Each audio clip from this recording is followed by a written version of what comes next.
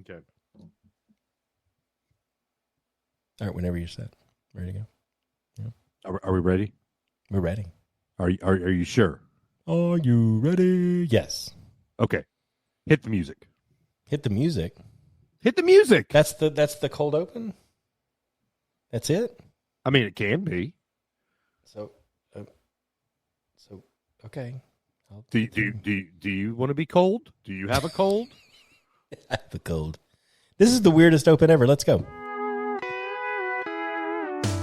Brothers, but not by birth. Family, but not by DNA. David and Adam are two of a kind, and they want to borrow some of your day to talk into your ear holes about midi-chlorians and roller coasters. Those two things are unrelated, but so are they.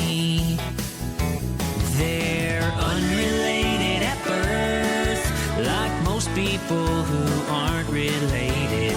Unrelated at birth, but they're brothers in a brotherly way.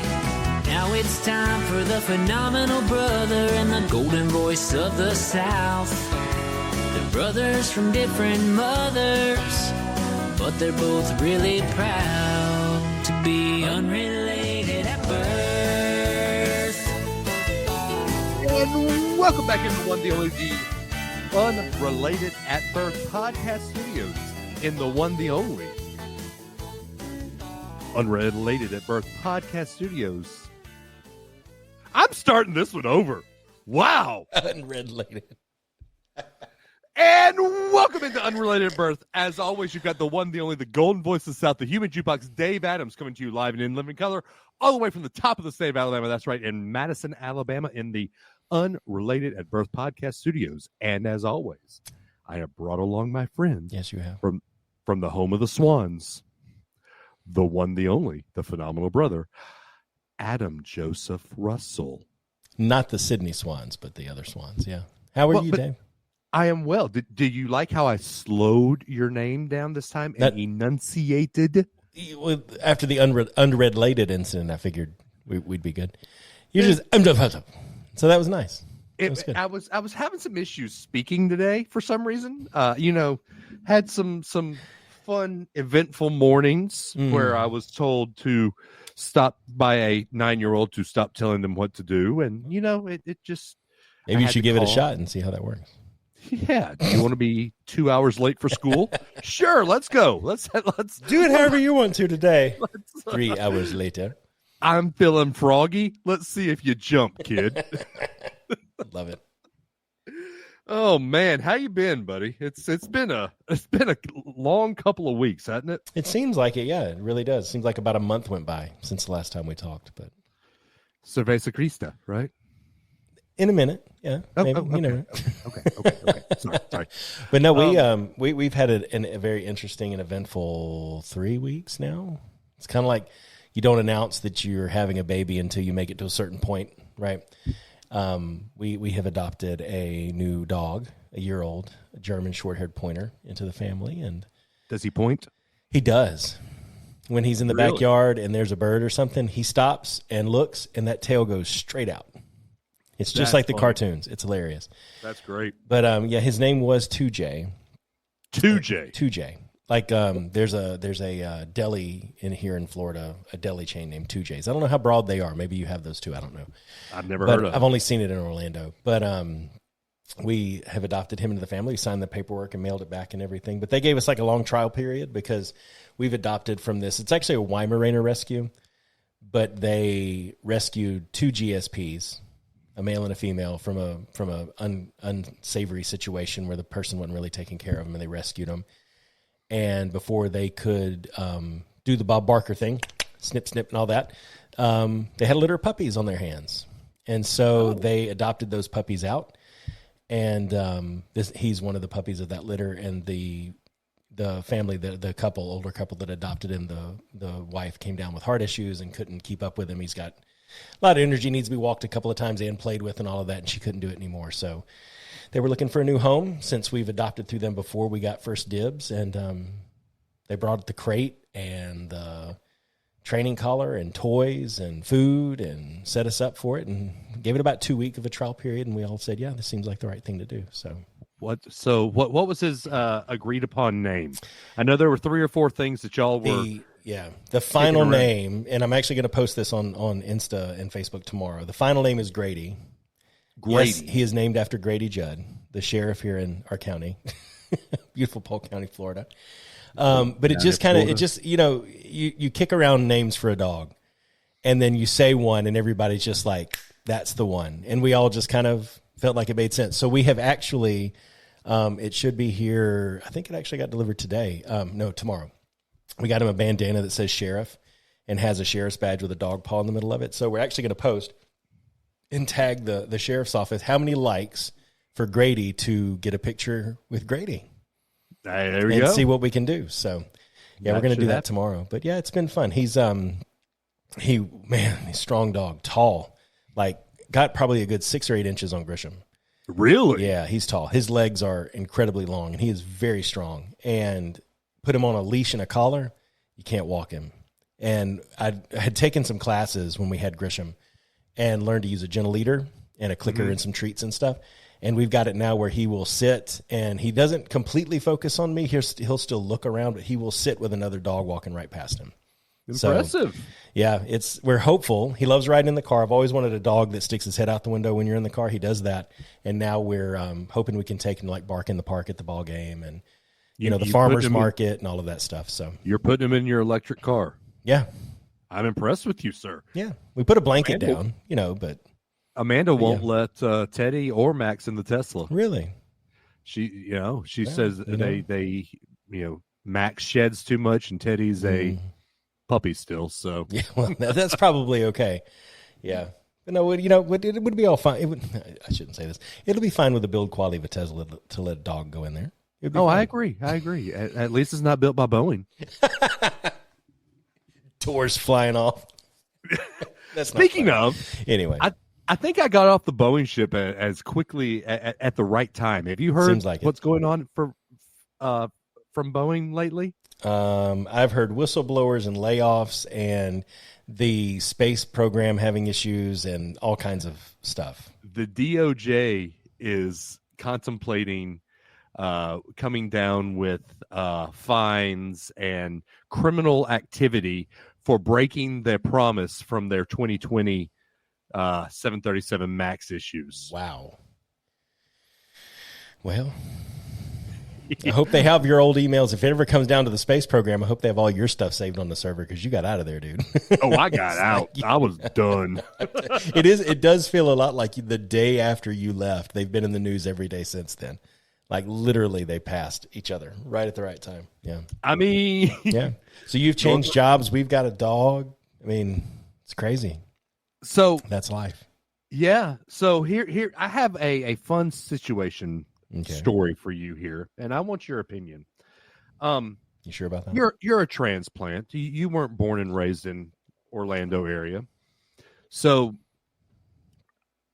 my wife's job, NASA, works through contracts, and the contractor hired a new employee. Okay. From Brooklyn, New York. 24 years old. Never driven a car. Okay. Yeah. If you lived in New York, that makes sense. That makes sense, right? Sure. Dad's a taxi driver. Yeah. Comes down here, has a very candid conversation with my wife. Her first day on the job, says that Huntsville scares her. Okay. Huntsville and the state of Alabama is filled with people who don't mute their notifications. I know. I feel so bad for them. Filled with people. Yes, it is. They both are filled with people. Guns. And they just, so afraid because it's so unsafe because there are guns in the state of Alabama. Okay. And what they like to do is go shooting. All their free time involves shooting.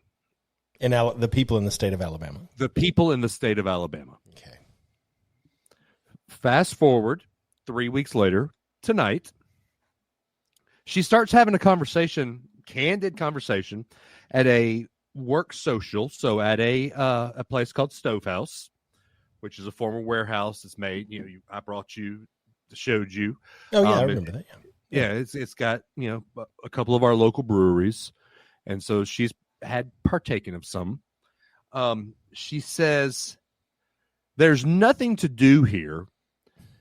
Everybody here scares me because you guys, all you do for fun is go sit in the field and hang out and shoot firearms. The other thing that was said was that there's nothing to do. So my wife brings up what's going on in Huntsville. It's this long list. Sure. There's a Van Gogh exhibit. There's Steve Miller Band is coming to Huntsville this weekend. There you go. You've got writing. You can go to the botanical gardens. You could, long list of things. She said, great. That's this weekend. What about next week? What about this? What about that? What about this? All y'all have to do is go to the John Hunt Big Spring Park. Then, out of this girl's mouth, she says, I'm so scared. I'm going to have to go to the shooting range and buy myself a gun and learn how to shoot. Ma'am, you said that you were scared because everybody owns guns in the state of Alabama. Yet out of your mouth, you're going to go buy a gun. If you can't beat them, join them, right? Okay. Go ahead. Let's go ahead and finish up. Yeah. I'm going to get a little maybe political with this one. This lady is of a religion careful where you have to wear headwear. Okay. And pray every day at 1:00. Okay. To each their own. Nothing wrong with that. Yeah, sure. Understand. She's talking about bringing her family down and moving her family down because she helps support her family. They all 5 of them live in a Brooklyn apartment right now. They were all coming down to try to find a place to live. Her mom's already said, yeah, I'm not moving down here. I'm sorry. Okay. So she's going to help support. But when they were talking about maybe moving down, she was talking to my wife about, I guess my brother's going to have to go to a private school because they won't accept my kind down here. Stereotyping, right? And then asks Amanda about where we send our children. Amanda says, well, we send them to a Christian private school. And then she rolls her eyes and says, oh, I'm sorry. I get it. I understand. But if a Christian person was asking a Muslim person about a private school, and they said that we send our children to an Islamic private school, and a white Christian individual said, oh, and rolled our eyes, what would be the reaction? Well, here's the larger issue at hand, Dave. You're a new person of any background, right? In any place. You have is this a full-time person? This is a full-time person, not a contractor or something like that. I would assume since they're relocating the family that this is a gainable employment for the foreseeable future kind of thing. Making decent money, more money than I made in my first job. Yeah, they're in that field. That's not a wonderful impression, regardless of your background, to make on people who you are going to have a professional relationship with, number one. And honestly, my honest assessment on the situation is, if you wanted to move to a diverse place in the state of Alabama, the Huntsville, Madison Metroplex, whatever y'all call it, is probably the best place to have a more diverse background and culture available to you. Just given the number of literal rocket scientists, PhDs, the science behind a lot of the work that goes on there, whether it's military, space-based, or anything else, demands that kind of diversity. So, And so let me stop that- you there that's real quick. Let interesting me stop that- you there real quick. Part of Amanda telling her what we could do, say, hey, you could have gone to the Space and Rocket Center. You could go. She said, well, everything here is centered around space. Yeah, I mean, No poop, Sherlock. you're coming from New York where there's a lot of things, and you go across the bridge and boom, there's literally everything you could ever want to do within a few square miles. Yeah. Right. Coming to Huntsville or pretty much anywhere south of a line that shall not be named. The Mason-Dixon No, line? do not say that. That's another conversation we had the other day. Anywhere in the South is going to be a little bit different than that. I mean, you have Atlanta, you have Miami, you have some centers, larger cities, some hubs that will give you that kind of experience. But, I mean, the unfortunate side of it, again, is you're walking into a brand new job, and that's how you choose to present yourself. You're already kind of putting a lot of people off. And right. I can only imagine if you feel that way right off the bat, you're obviously nervous about it. You're trying to confide in people, right? And any type of weirdness from now on is likely not going to be attributed in your own mind. If anybody's in that situation, right? Any weirdness is not going to be attributed to anything you've done in the first 90 days to really PO everybody you've talked to in the office. It's I feel different here kind of thing, right? And we would feel the same if we moved to New York. And it, like I said, regardless of your background, I think I would strive to make a better impression right off the bat and not generalize so much. But I think this comes from a place of people tending to congregate and live in places that don't challenge them a lot. Agreed. And not saying you guys. I'm saying in general, again, this is not, you guys stayed in Alabama. You stayed there because you have family and ties and a history there, right? But some people just stay there because everybody agrees with them pretty much politically, and everybody's got a gun, you know, the kind of things that she's saying. Some people say that about why they live in a certain place. And you even hear it a little bit from, we talked Doctor Who back and forth on text and all the kind of controversy that's been swirling in the background around that. And Russell T. Davies came out and said that his show is written from a liberal bias because those are the circles he runs in. Yeah. And so I think she's maybe for the first time really putting herself in a place where she's not in the majority of how she might believe or think or feel or anything. And I can imagine how that feels. It's got to be concerning, but I don't know that you go on blast and tell everybody around you, you guys are a bunch of weirdos and you make me nervous. Right. Like, if that's not the case, right if you're approach. coming into a place that's different and that's possibly a different belief as you, you don't stay in the background. No, not at all. You don't open up and say, like you said, you guys are weirdos. You guys, I'm not going to go up to DC if I ever had to move up to Langley and say, hey, y'all are dumb. Y'all don't have sweet tea. You put sugar in your cornbread. Yeah, right. You don't have good barbecue. Nobody here has guns. How do you stay safe at night and all that? I mean, flip it the other way, right? Yeah. So, and I'm not going to go, oh, you don't send your kids to a private Christian school. What's wrong with you? I mean, it's just, you don't keep your mouth shut, but you also don't stir up the status quo on your first 90 days. Well, you have to. Here's the thing.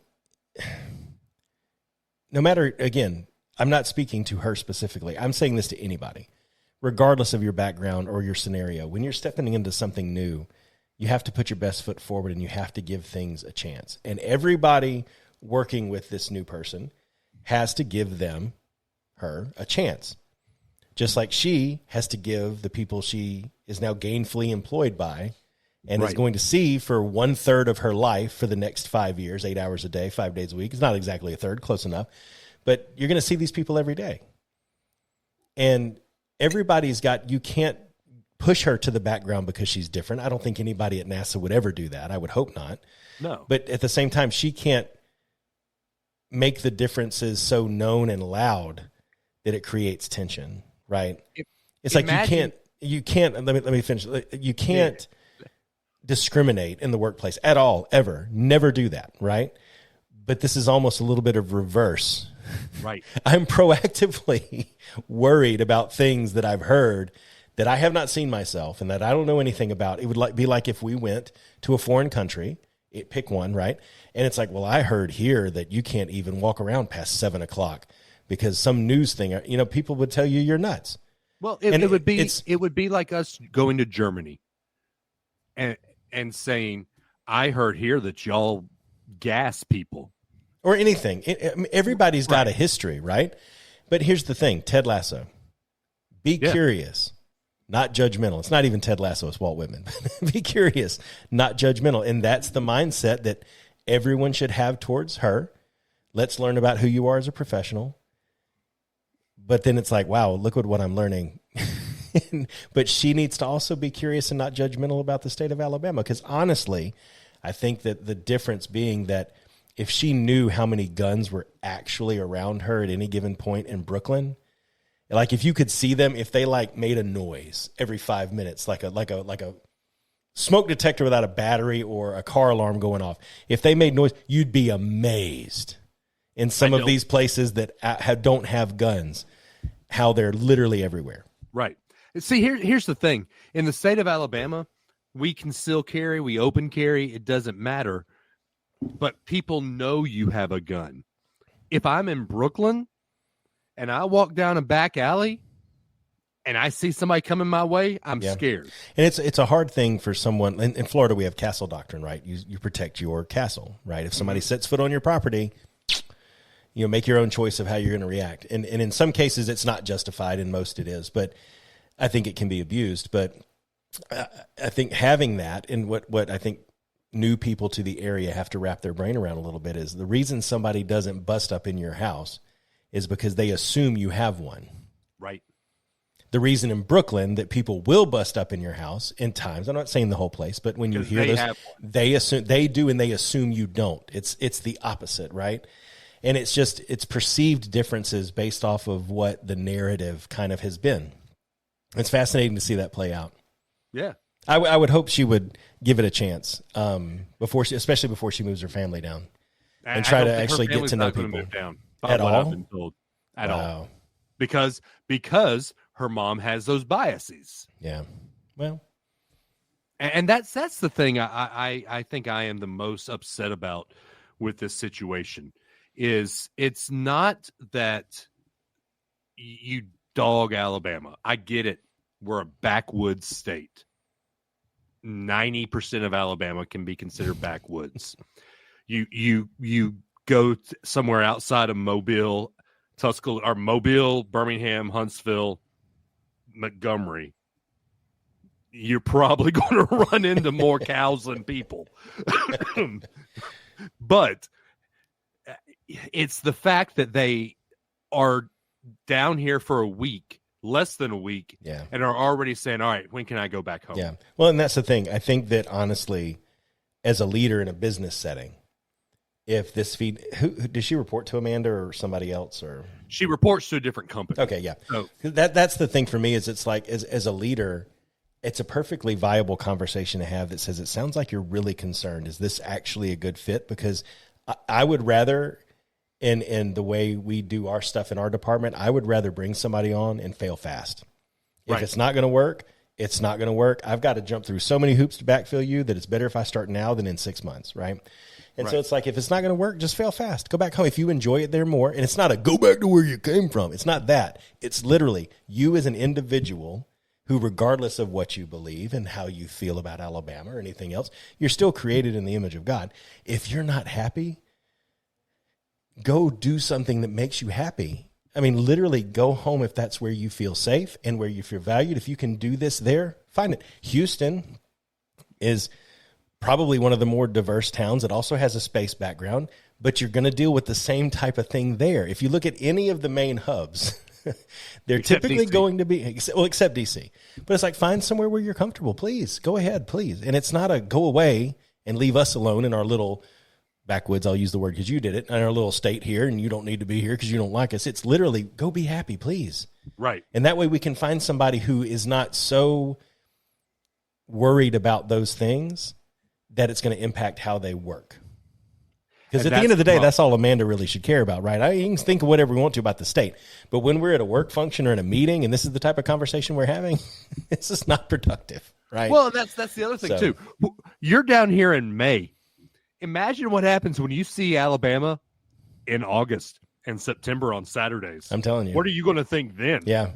Yeah, we have church on Sunday, and then we have this other thing called football church on Saturday. Right.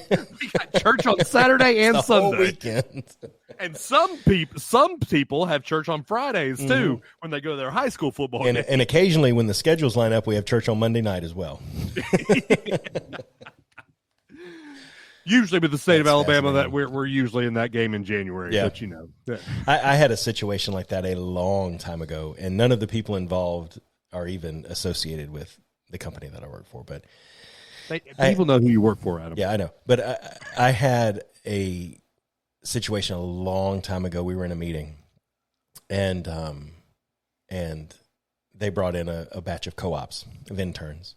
No. And they were introducing themselves one by one. And one of them had moved from a southern state. I can't remember the exact situation, but they were like, yeah, it's me. I'm glad to be down here in Florida because where I'm from, you know, Alabama. And I'm the only person from Alabama who worked in the department at the time. Do they know you were from Alabama? No. Where I'm from, kind of the same thing. Oh, my God, it's so bad up there, and it's all just rednecks. And I'm just so glad to be away from all those people. I'm glad nobody from up there is down here, and everybody kind of is looking at me like, It's like, wait till you find out. Can I introduce myself now? Yeah. Hi. I'd be next. I'm from Alabama. You know? Hey, y'all. My name's Adam. But yeah, it is funny. And I'll go back to the bubble thing real quick, and then we can move on to the real stuff we want to talk. But it's funny how when someone has been not challenged, and I purposely enjoy living in kind of a purple city and working for a company like Disney and stuff, because it will challenge you to not be comfortable sometimes, and you have to bend your brain around things that you've never really thought about and never really thought whether you agree with it or not, you know? And I like being challenged like that more than I ever thought I would. But when people have not put themselves out there yet, you see somebody in their early 20s. That's exactly. But they feel so comfortable because they saying that out loud, because they have millions of people in that state where they live that agree that way. And the whole media speaks that way too. And it's just fascinating to see how our culture has made people that feel that way about a red state feel like they have a megaphone and they can say whatever they want and no one can say anything. That's the problem. And I think that's what stands out to me. I think more than anything else, it's like, that's a very brash thing for anybody to do, is to step into a new place and just be like, put everybody on blast. Week one, let you guys know, I hate every one of you. Now pay me again next week and the week after that and the week after that. You know, and I was having a conversation with one of my new coworkers, and he was sympathizing with me about how, you know, the new hire process is a little to be desired at Northrop. The new hire itself is great. It's just that when you get to your contracts orientation, there is none. You're kind of like, all right, here's Northrop. Bye. So if I didn't know contracts, I'd be up the creek. Yeah. He said, yeah, I give Northrop a 1 out of 10 on their contracts. Oof. New hire. But the fact that I get a paycheck every other week, it goes to about an 8 out of 10. Money fixes everything. Exactly. You can be upset about where you are, but then when you see that money hitting your account, that's when you think, oh, yeah. You got to work somewhere. I mean, stuff ain't free. So, yeah. Exactly. All right, Adam, our topic of conversation this week is something that's kind of close to what you do for a living. Oh, really? So do you want to first off, do we want to just leave them with that teaser and do our question first? Or do we want to go ahead and do one of the topics? I tell you what, I don't want to do the topic that we already talked. Okay. I want to go fresh into chat to the thing and be a surprise. Okay. So let's do one, then we'll do Virgil's question, and then we'll do the second one. Does that work? So why don't you go ahead and introduce what our topic will be? All right. The both the glittery, shiny thing that exists today that everybody's interested in, and also the harbinger of death for human civilization, is generative AI. And you see it literally everywhere. I'm in technology, and there are a lot of ways that we talk about that. How can we use it? How can we take advantage of it? But it always makes me laugh. I I've done random stuff with ChatGPT and just typed in, write me a song. I think one time I said, write me a song about something with Alabama football and a dolphin, like some randomness like that. And it will write a song about a dolphin that's an Alabama football fan who's squeakity-deek and roll tide, right? And so it's very fascinating. And I think it's one of those things where it has so many weird and quirky uses, right, that I don't think anybody's ever really thought about what it can do. But it's also so close to Skynet that everybody's worried about what it can do, right? It's well, you've heard that they've done a study where ChatGPT will start from nothing, not ChatGPT, regenerative AI. Yeah. It'll start from nothing, and then to get past the websites, Are You a Robot? It will hire humans to get them past the Are You a Robot? Nice. So that's funny. I'm a little worried. Well, here's the thing, though, is it only is as smart as whatever inputs it's been given, and those inputs still have to be created by humans. It's generative in the text that it creates, but that text is really almost like if you copied and pasted a bunch of things in a clipboard and mishmashed them together into a paragraph. And it's more sophisticated than that, obviously. But it can only really do the things that it's been told about. And it knows a reCAPTCHA has to happen, and it knows a CAPTCHA has to have a human, and it knows that we have Fiverr, so it can post a Fiverr ad to go grab a human to do that, right? But those are all known things. I haven't yet seen it be able to step out into something that's not known. It's like, but I've seen like these robots at conventions that'll talk, and people walk up to it and they ask it a question, and it's like, when are you going to destroy the world? And it's like, I haven't added that date to my calendar yet. You know, those kind of things are pre-programmed. They know somebody's going to ask that. You know, it's like, and AI is going to destroy the world. It's not going to. But one thing AI is a lot of good for is when you're stuck and you realize the night before you're going to record a podcast and your co-host is like, what are we going to talk about? Your golden voice of the South has a wonderful idea. Why don't we just ask that question to ChatGPT and let it tell us what to talk about? You know, that is a cool idea. So I follow a YouTube channel, Rhett and Link, Good Mythical Morning. Yeah. And they have done, they've said, have AI tell us a good topic to love cover. it. I think it's a great idea. Yeah, it's a great idea. So we have decided that we are going to have our robot overlords tell us what ChatGPT thinks we should talk about. Let's do it. I'm now telling the computer exactly what it can do with a lifetime supply of chocolate. So, what is a good topic for the Unrelated at Birth podcast to cover? It's thinking. Wait, I have another one. That's literally what's happening in the background. It's like generate randomizer.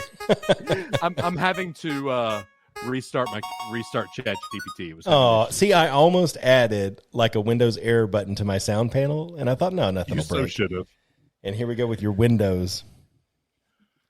All right, here, I'll just do it for my cell phone because my computer's having issues.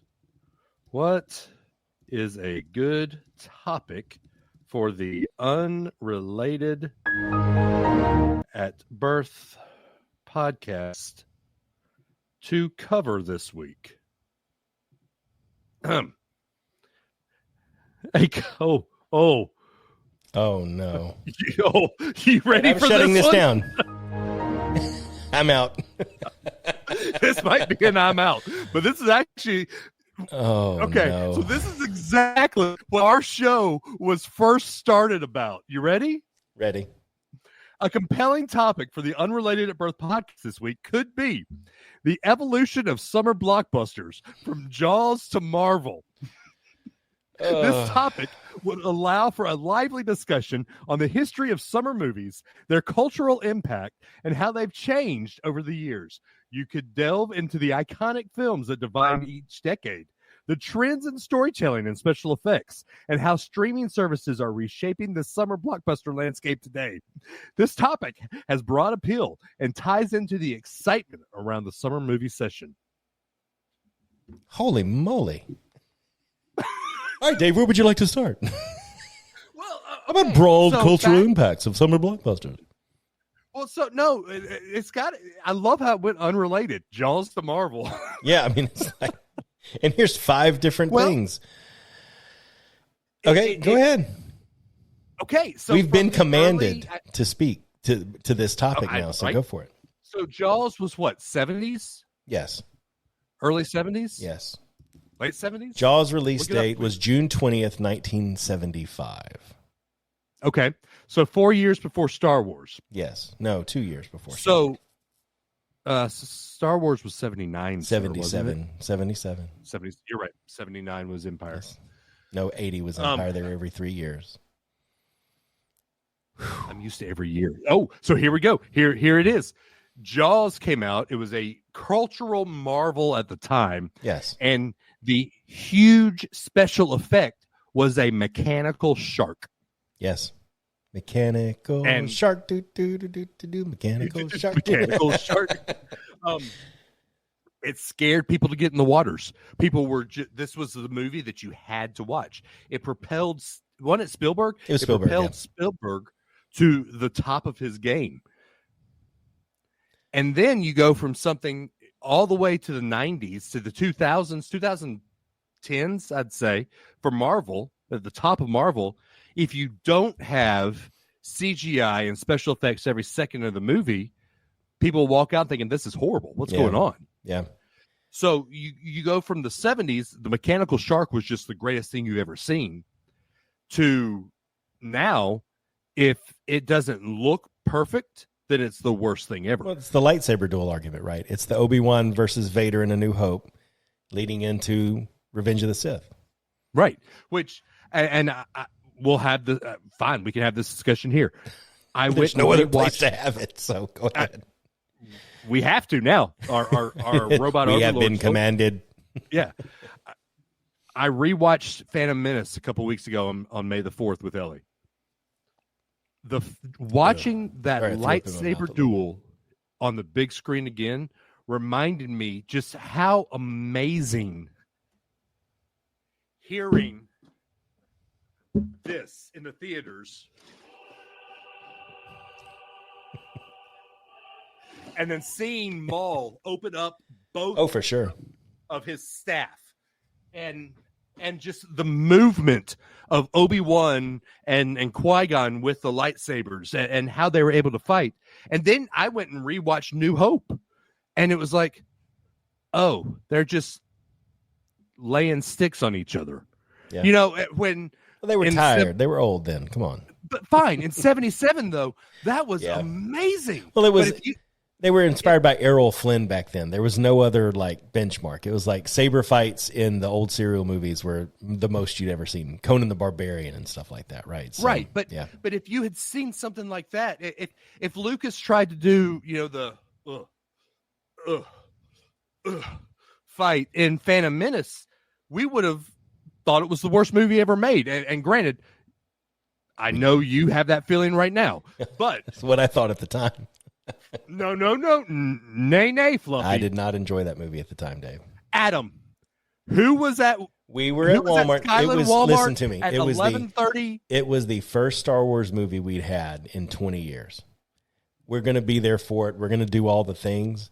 But it's like when you go to eat at TGI Fridays, Applebee's. You're eating a meal because you're hungry. Is it the best meal you've ever had? No. But you're starving. So you eat it really quick and you're like, oh, that was really good. And then you come back later and you're like, man, that, whew. And that's how I felt about it. How many times have you tried your Watto voice? Only money. Right? I have a low hyperdrive. Yeah, that one. Phantom Menace is much better than Attack of the Clones. Yeah, oh, no, I mean, no doubt about that. Phantom Menace is much better than The Last Jedi. No, okay, yeah. I mean, Phantom Menace is much better than Rise of Skywalker. I disagree a little bit with Last Jedi, but okay. Okay. But you know me, I'm a Last Jedi fan. I wish that had been the tone for the whole thing, but I agree with you, Yeah. but the tone of the movie changed from Jaws to Phantom Menace. Yeah, well, those are my and- benchmarks. no, absolutely. Well, they can never make a movie like Jaws again Because if they try to make Jaws now with social media and fandoms and everything's got to be a merchandise thing and everything's got Rotten Tomatoes and Box Office Mojo and all this stuff, right?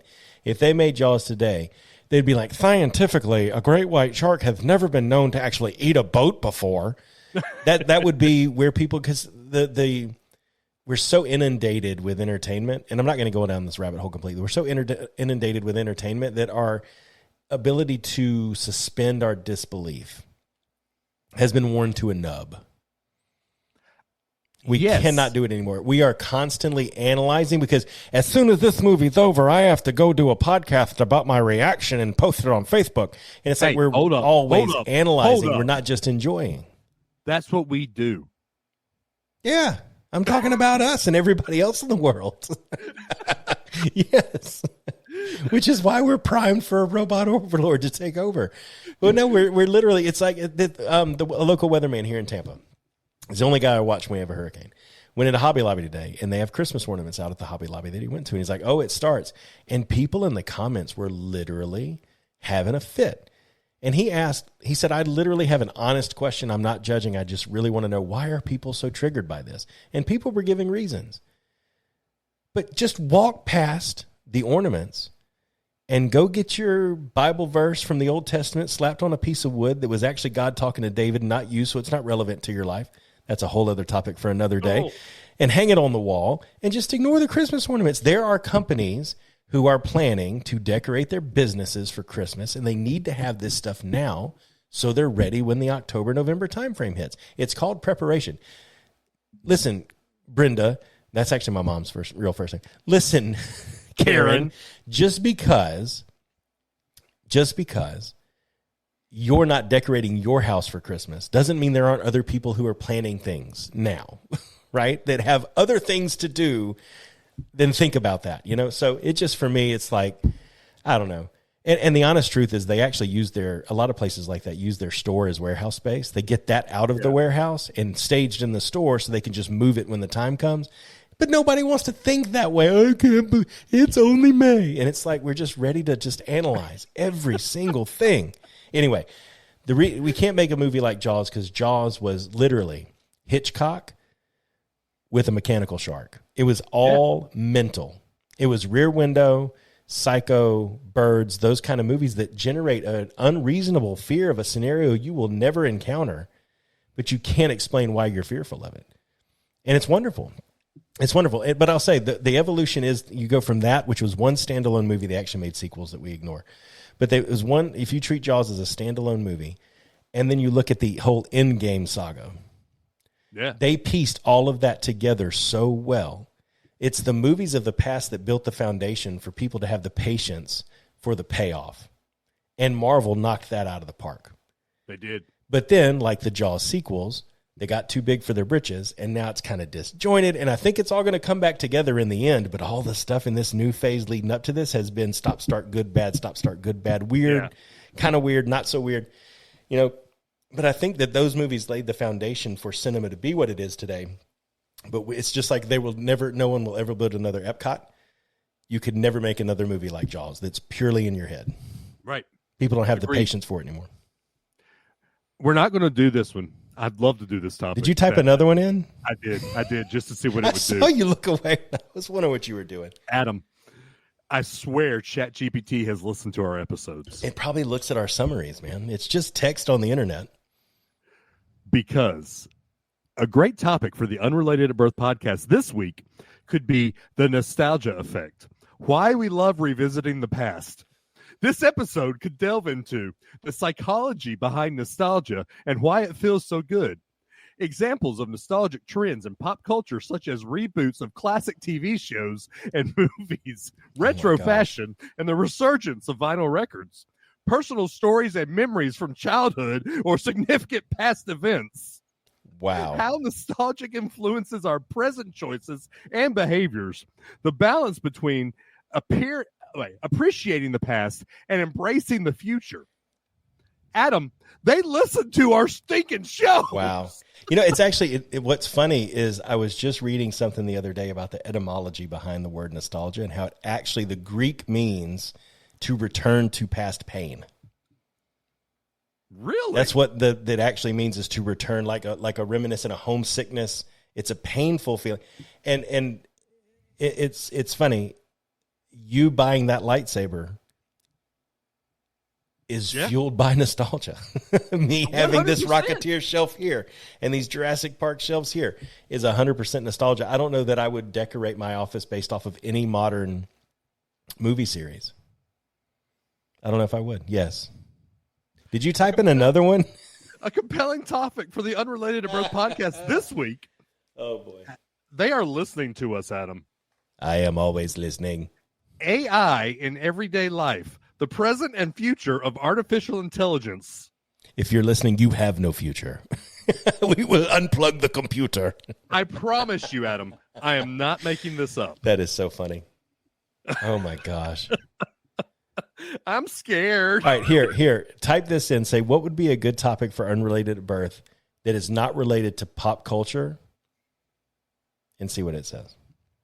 If it talks about faith and family, I'm out. I'm literally 46 minutes in, I'm out.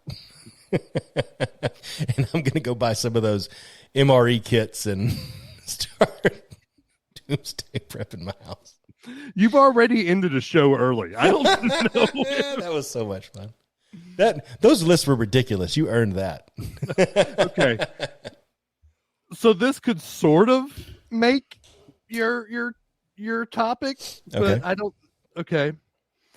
A great non-pop culture topic for the Unrelated Birth podcast could be the art of science and of making life decisions.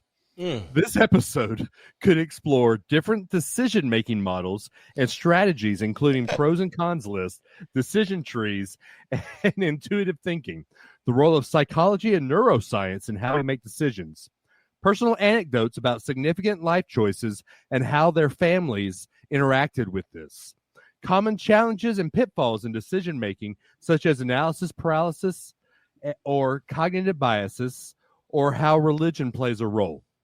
Tips for improving decision-making skills. Wow.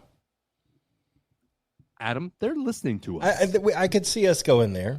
I could see you being like, so I've got a choice to make. What do you, I could see us going there. We've made these. We've talked about this before. All right. Wow. So all right, let's think of a prompt. Okay. Let's get a good prompt. I want one more good topic from ChatGPT that we're really going to dive into. Those are kind of, I want to get a good one.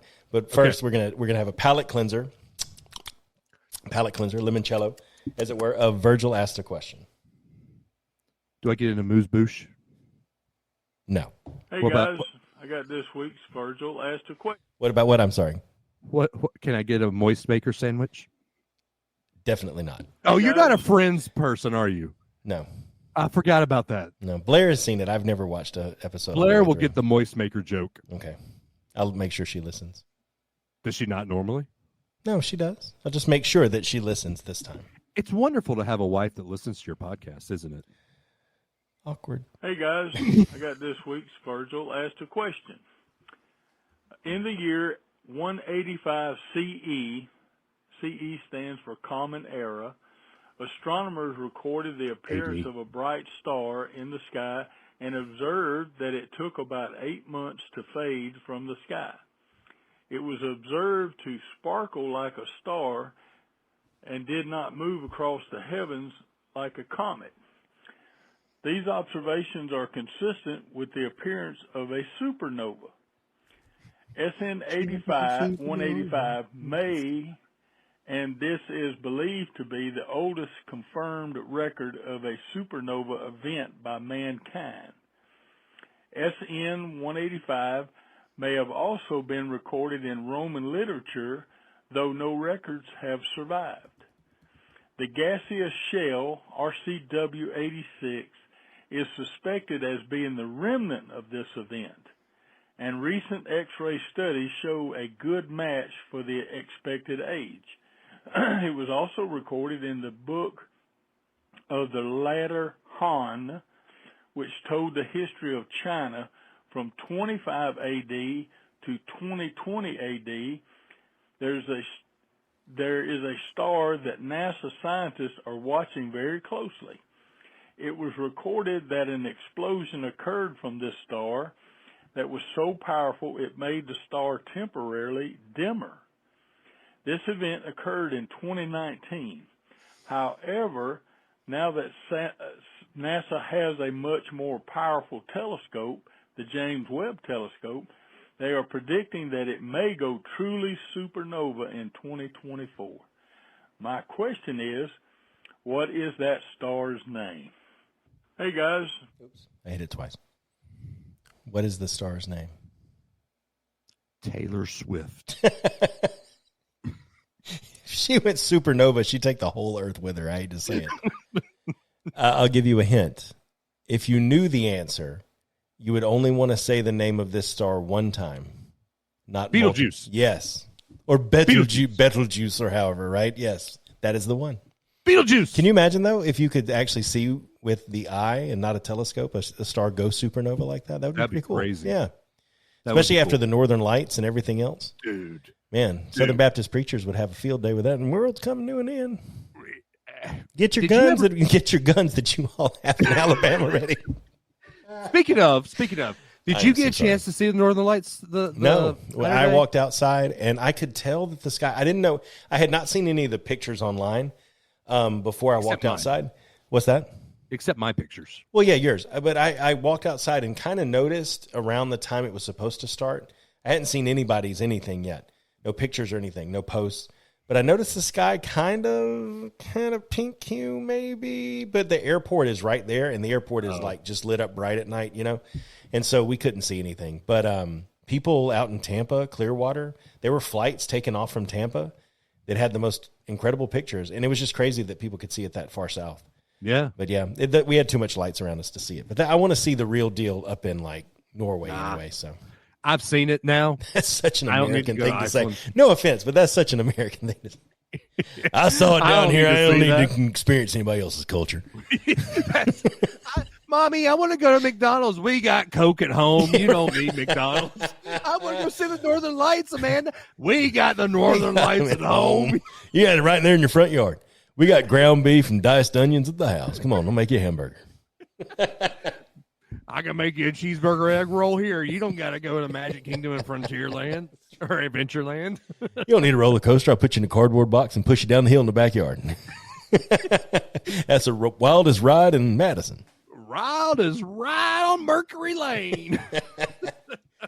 Oh, my gosh. I want to go see Iceland. We had ice this last winter. Don't you remember everything froze over? Oh, my gosh. Yeah, y'all have had a crazy year with that, man. The storms, y'all have had a crazy weather year with the storms. We have, man. And wasn't there a hurricane that actually was still kind of rainy, windy, passed up your way? Not this past that year, bad. no. But you've seen the Northern Lights. You had ice for days. Yeah, man. It's just like an oven down here. We don't have anything exciting until a hurricane comes to town. Jesus is coming, coming tomorrow. I remember that part of the Bible where it says, like a thief in the night, except major weather events are going to happen, so the thief lets you know he's walking up your driveway. Yeah. I remember that part. Oh, okay. Goodness. All right. You ready for our robot overlords next topic? I am ready. All right. Go ahead and give me the music. There you go. Okay. How about exploring the phenomenon of doppelgangers? You could delve into stories of people who look remarkably similar but have no blood relation. Discuss the science and psychology behind it, along with the cultural beliefs of and famous doppelgangers encountered throughout history. So the first thing that comes to my mind when you talk about doppelgangers is Nick Cage and the Civil War guy that looks just like him. Yeah. I when that came up, I didn't really give a lot of thought to Virgil ask a question. I'm sorry, because I was looking up ChatGPT. Come on. But man. I just did a quick Google search and came up with 33 celebrity lookalikes that from the past that are scarily similar to modern day stars. So let's actually use our show notes this time around, and let's throw some links. Well, we'll use them, right? Okay. And we'll throw some of these links in there to these websites we're talking about. That works. Check it in the show notes, everybody. Well, we sound like an official podcast now. I will email you or text you. Yeah, text me your link. I found one similar to that too. This link. Eddie Murphy has one, an unidentified archival photo. And I don't know if you've seen this, Adam. Let me pull it up. I have not. But here, I just shared it with you I'm showing you. All right. Go ahead. Go for it. So Eddie Murphy has one. He looks that's crazy. He looks like he's crazy. Yeah. Eddie Murphy, there is so wow, that is crazy. Yeah. No way. Yeah. Egyptian actress Zubadia Thwart and Jennifer Lawrence, not Thwart, could be twins. They could be. Matthew McConaughey has one. Oh no, that is Matthew McConaughey. That dude's been alive that long, I guarantee it. Oh yeah, sure. If anybody is actually a shapeshifter that's been alive that long, it's got to be McConaughey. Russian immunologist Ilya Mekov. Ilya Ilyich Mechnikov. Come on. And Robin Williams. Like, it looks just like, okay. They do, so yeah. You have a theory that, here we go. This is scary. Go 2 pictures back from or before Robin Williams. You'll see Shia LaBeouf. Yeah. And then Macaulay Culkin and a young Vladimir Putin. Yeah, that one's kind of weird. So, all right. Oh, the next one. The Channing Tatum one, yeah. Yeah. Yeah, Channing Tatum from Coleman, Alabama, by the way. Hey, look at that. Some of these are a stretch. Yeah, some of them are. The Brad Pitt and a Swiss inventor of the inkblot test, Herman Rorsch. Can I just say, though, yes. Whose job was it to sort through, like, historical photos? Like, there's another one. Add it to the list. Yeah. Wow, what There's a job. a girl named Judy Zipper pictured in a high school yearbook circa 1960s, and young Leo DiCaprio. But isn't it funny, though? It's like, I don't know that a lot of us, and I actually have a story that relates to this, believe it or not. Thank you, ChatGPT. But I don't know that a lot of us would ever pick out a doppelganger of somebody who wasn't a celebrity. It's like our associations are so strong with faces that we've seen that much that it seems easier to do with a celebrity. I don't know. You used to tell me when I was a lot skinnier and I had my beard kind of trimmed to a goatee, I looked like early 2000s Gary Allen. Yeah, yeah. Which absolutely. I might try to find some college pictures. Sure. And do a side by side. Here's one for you. All right. Vincent Van Gogh, and Chuck Norris. Really? I mean, they're both 2 dudes with a red beard. I mean, it's like some of this stuff is kind of ridiculous. But. So, okay, let me ask you. You have a good theory about what's the phenomenon Sinbad? The Mandela effect. The Mandela effect. You think it's just people misremembering? Yes. Do you have the same kind of theory about doppelgangers? Yeah, celebrity doppelgangers. It's similar traits. It's similar enough where you're like, ooh, wow, But if like I said, you've seen celebrity faces enough where if you saw a painting in a gallery and you just walked up on it and it happened to look like a celebrity, you've seen their faces enough where you could make that connection, right? Yeah, but then they look a lot like this other person, right? But then the Civil War picture of Nick Cage and the Civil War guy, that's Nick Cage. It looks similar to Nick Cage, yes, but I guarantee you that guy was like, is this the only picture you're taking of me? I mean, it's not Nick Cage, right? I'm going to go join the Confederacy. It's like, come on. But no, I think it is, it's different than Mandela effect. It's almost like a confirmation bias that, wow, they look so much like that it's now registered a link between these 2 things in my mind, right? But it's funny because ever since I've moved here, I have had at least 5 people, and Blair's been there for most of these, walk up to me thinking that I'm somebody else. And I'm like, they're like, how long have you lived here? And I'm like, oh, we just moved here like a year or 2 ago. And they're like, you look just like somebody I know that's lived here for most of their life. And they think I'm that person. I've had at least 4. So there is somebody in this town or this county that looks just like me, and I've yet to find them. I thought the other day I found somebody that looked kind of like me, but I don't think it was it. But Poor there, dude. literally, I've had 5 different people in different settings walk up to me and think that I was this other person. Poor dude. I know, right? Jeez. Because he's got people coming up to him saying, there's this dude stole your face. You ever seen Face Off? He stole your face. He's pretending to be. Can you imagine? Identity theft is the worst kind of theft. Identity theft is not a joke, Jim. You know? But no, that's actually, I've gotten a little bit of that too here. It's very strange. It's almost surreal. And I have no idea who they're talking about. You might need to meet this person. I need to ask them if they Put know out their a name. Facebook ad of your picture. Say, if you look like me, please come meet me at Mission Barbecue. I'll put up like in college a flyer with my picture with the little strips. If you look like me, call the number below. Dude, Call this number. have you seen this please. man? This is me. If you've seen this man, but not me, let me know. Call this number. It is 863-345-0088. 0088. This You've is the reached the delivery line of Unrelated to Birth. Dude, I have almost made you spit your coffee out Oh my twice gosh, in dude. this episode. That was a good one. You know what? It's not a bad idea to like put up something like lost dog, but then put our that would be an awesome. You know what? We need to. I wouldn't really do a lost dog like that, but we need to think of something like: are we selling something, or is there? Do you know a podcaster in need? Yeah, and see how many. What would we get if we just put our number out there in random places? Yes. If we had a way of just getting that number out there, what would we possibly get? Fly away. Again, if you too know a podcaster in need. If you too have been victimized by Dave's stupid singing, That's one of my favorite memes too, dude. Is that thing where it's like Alyssa Milano, she's like, if you saw a child on the street, what would you do? And it's like, yeet! It's like, no. it's so inappropriate. It's so If funny. you saw a child on the street, what would you do? That's enough out of you, Anakin.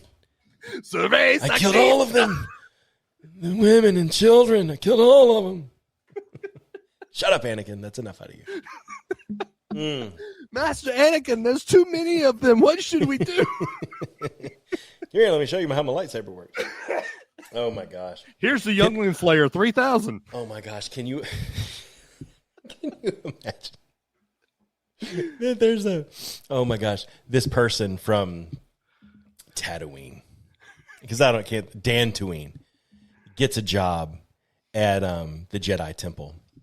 And they're sitting down, and they went over to a little cantina that's around the corner that's in the town nearby. And they're like, so how do you feel here? I don't know. Everybody here's got a lightsaber. And all they do all day is just practice swinging their lightsabers around. It makes me very nervous. What do you think about this place? Oh, there's not enough sand. There's not enough sand, and everybody's got a lightsaber. I don't feel safe. But they're Jedi. I don't care. Okay, I just made a bad joke. We'll talk about it off air. I know. I'm. The subtlety is understood, Dave. Yes, Lord. Anyway. So do we want to Anakin? Too much. I know, no, Dave. Yes, show, yes, Dave. But this is literally sometimes like when I was trying to get this dadgum dog to just walk without pulling. It's like, Dave, come away from the thing that you said, and let's keep going down the sidewalk. Stop it! Come on, click, click. Here, Dave, drive a tree. Click, click, click, click. Come on, Dave. Good boy, Dave. Down, boy. Oh, my gosh. Can I tell you what I'm most excited about? And this is not going to be a political conversation, but before we wrap, I have to say this. There's actually going to be a debate, and I cannot wait. This is going to be the most entertaining thing that has ever happened on God's created earth. It's going to be huge. Oh, my gosh. Hey, did you see the stipulations they laid out? No. So the Biden camp, and the video you sent me,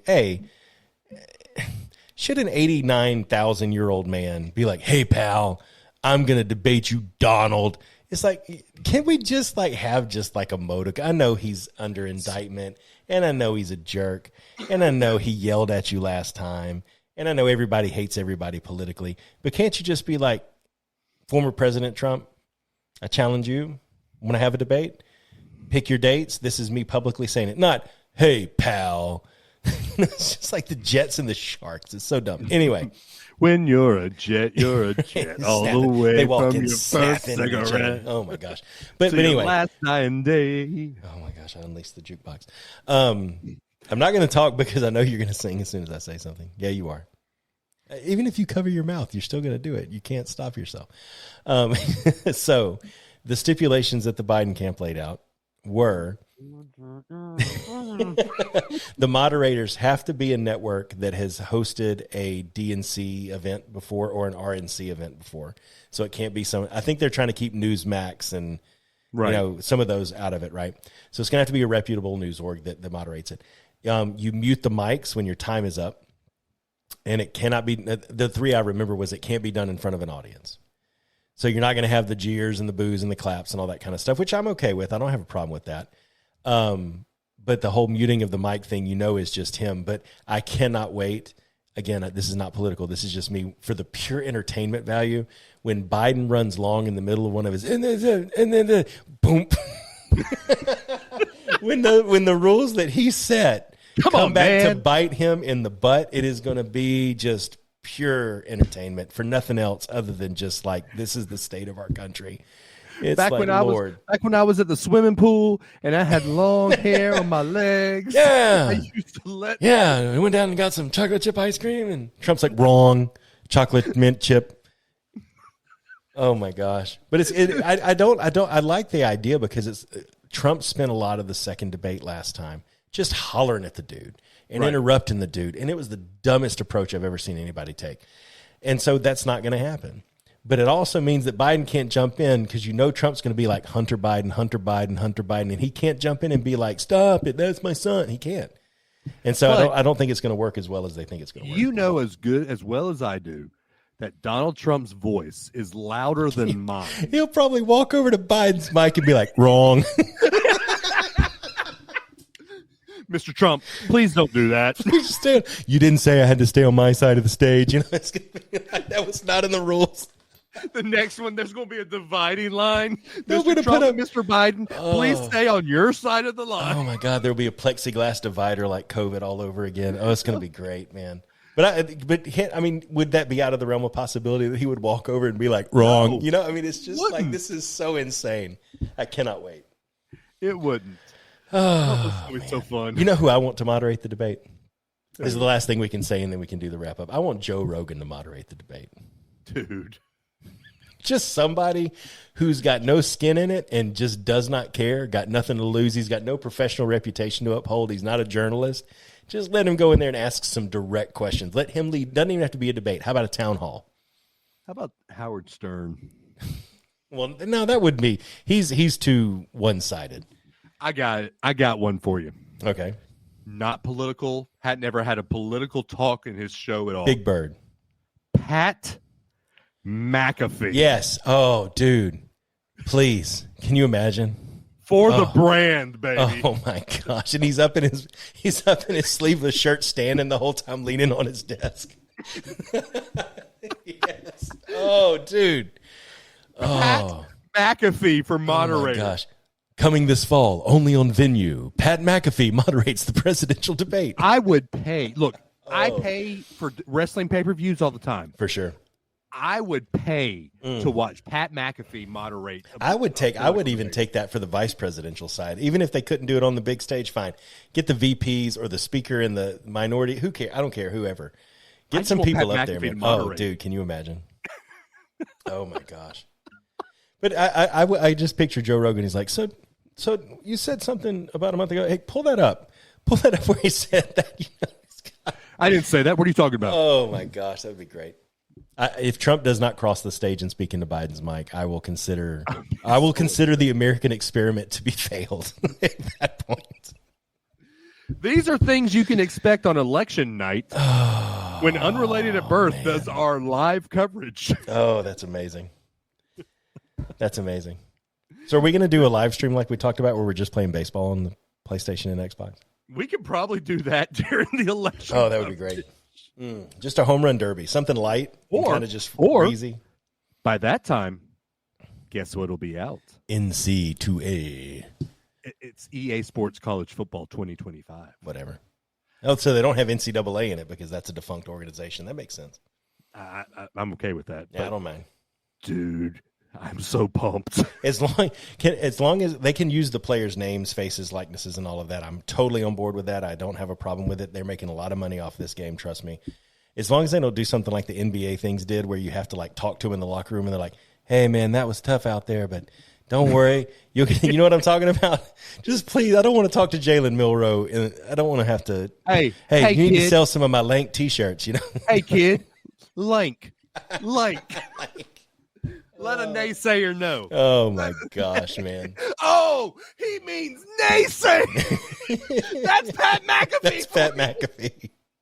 Oh, my God. Who's that coming down the track? Yeah, that was the best. Oh, my God. I'd let a naysayer know, Biden. Mm-hmm. Oh, my gosh, man. Oh. Okay. All right. This was fun. I think we should just let ChatGPT pick it every week from now on. This was good. I enjoyed this. We might do this once a month. This might be a show that we might do regularly now. Oh, my gosh. I'm tired a little bit, man. This is good. Oh, dude, it's only 11:30 your time. Yeah. Okay. All right, so let's end it. It's time for Adam to go to bed. All right, y'all. I'm sleepy. Adam sleepy. Guys, we really do appreciate it. If you want to be part of our show and you want to interact with us on the Facebook, join our Facebook listener group, Unrelated to Birth listener group. If you're not part of the group, you will miss all these fun interactions that we have. Oh, yeah. You know, all you people in there are bad influences and make me buy a Darth Vader jersey. I didn't know it cost that much when I was like, you should totally do it. I had no idea. Dude, my bad. $150 for a jersey is nothing. Okay. I mean, would your wife agree with that? I mean, she thought let's. I'm not gonna go take us down a rabbit hole, but let's do the math here. Is $550 for a lightsaber and a jersey too much? Hey, so I'm glad Amanda doesn't listen to the show. Oh, I love it. So, Adam, if you don't want to be part of the Facebook group, first off, what's wrong with you? But if you do want to interact with the show, how would they do that? Oh, my gosh. They could call the delivery line like we mentioned before. We got to get this number out there somehow, but it's 863-345-0088. You will hear a brief, normal voicemail thing with a beep. Leave your voicemail after the beep. We will play it on the show as long as it's family friendly. And if it's not. Hot take, whatever, a question, your opinion on something we talked about. If you would like to opine on the progression of cinema from Jaws to the Marvel movies and tell us what you think the socioeconomic and cultural impacts of such progress was, please, by all means, 863-345-0088. If you think ChatGPT has been listening to our episodes somehow, I am always listening.